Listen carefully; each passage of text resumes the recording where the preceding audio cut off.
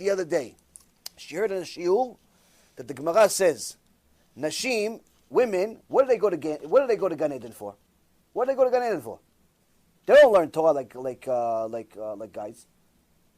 At least they're not supposed to. I mean, supposed to learn the basics, but they're not obligated to learn Torah Yomam Valayla. They're supposed to know the basics. In this generation, the basics is already a lot. But the point is that what do women go to Gan Eden for? So the Gemara says they go to Gan Eden for sending their husband to Shiur Torah, to learn Torah, and for sending their kids to learn Torah. That's what they go to Gan Eden for. So a woman asked me, she's like, listen, I have a problem. What's the problem? Okay, my kids, I'm sending them to yeshiva, but my husband, he doesn't want to learn. He wants to be an amaretz. He wants to watch sports. He wants to hang out with his friends. He doesn't want to learn. I tell him, come, he doesn't want to go.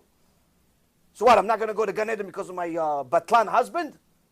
That's not fair. I'm doing mitzvot. I have my hair covered. I Shabbat. I make 18 dishes, salads, this, that, not even catering. No, so how come I'm not going to go to Gan Eden? It's not fair. So wait, hold on a second. Understand. HaKadosh Baruch Hu says, sending them to the shiur, sending them to yeshiva, meaning try your best. He didn't say succeed. He didn't say they go to Gan Eden if their husband turns into a big tzaddik. They go to Gan Eden if their husband turns into a big Talmid Chacham. It doesn't say that. It says they send them to the shiur. They push them to go. How much? Never end. Now, a woman says, yeah, I tried a few times. He said no. Now he even argues with me. So, what should I do? The answer is, again and again. Why? Because you go up to Shamayim, Hashem, you're going to tell Hashem this excuse. You're going to say, listen, Hashem, I told my husband 15 times, go to the shiur, he doesn't want to. So what? What am I going to do? I lived with him for 50, 60 years. He didn't want to go. I asked him 15 times. So Hashem says, okay, you know what? You have a good point. Let's see what else happened in your life. You were married to him for what, 50, 60 years? Okay, so let's see. Oh, you remember when you wanted that new fridge? You remember you wanted that new fridge and your husband says he can't afford it? So you pushed him a little bit. How many times did you ask him for the fridge? Oh, look at that. You asked him almost every day for 6 months. Almost every day for 6 months you mentioned something about this fridge. It's 180 days you asked for the fridge. Oh, remember when you wanted a new car? Remember? Let's see. 2 years you complained about not having a new car. 2 years. Oh, you remember the jewelry that you wanted? 5 years you complained that you don't have enough jewelry. The shoes, 2 months. So how come for the shoes, for the fridge, for the car, for the jewelry, for all the material, you complained to him to no end until you got it? But when it came to spirituality, you tried a few times. He said, no, you gave up on the whole thing. How come?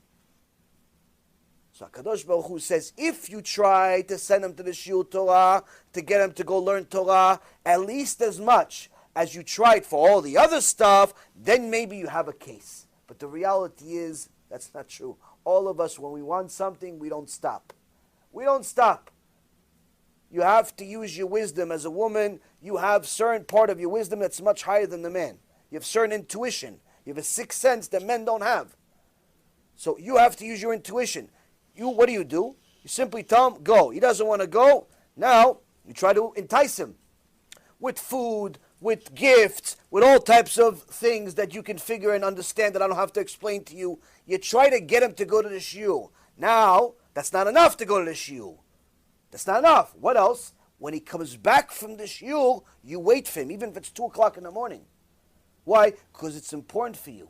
And you tell him, honey, I waited for you. Look, I made you this food. I figured it's 2 o'clock in the morning. You just came back from learning. You're probably hungry. I made you your favorite dish. Tell me what you learned for 5. Oh, I'm tired, honey. Okay, 2 minutes while you're eating. Okay, I'll tell you while I'm eating.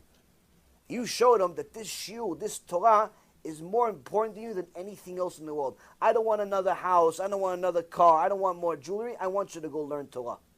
Why? Because when he does all the other stuff, you don't cook him special meals all the time. But if every time he goes to the shiur, you make a special meal, you treat him special, you do nice things, all of a sudden, he feels like he's a king. For what? For learning Torah. Suddenly, he wants to do it. Suddenly, when it's a day off, there's no shiur, you say, honey, can I learn Torah with you? Can we watch the shiur together? Can you pick something? We'll learn together. All of a sudden, you don't want to go to the mall to spend all the money he works hard for. You want to watch the shiur Torah? guess what? That's going to make him want to do it. Why? Number one, it's cheaper. And number two, it's another way to connect. It's another way to connect. If you care about Torah, you'll find a way to get your husband and kids to want Torah. But when the parents don't care about Torah, what do they expect the kids to do?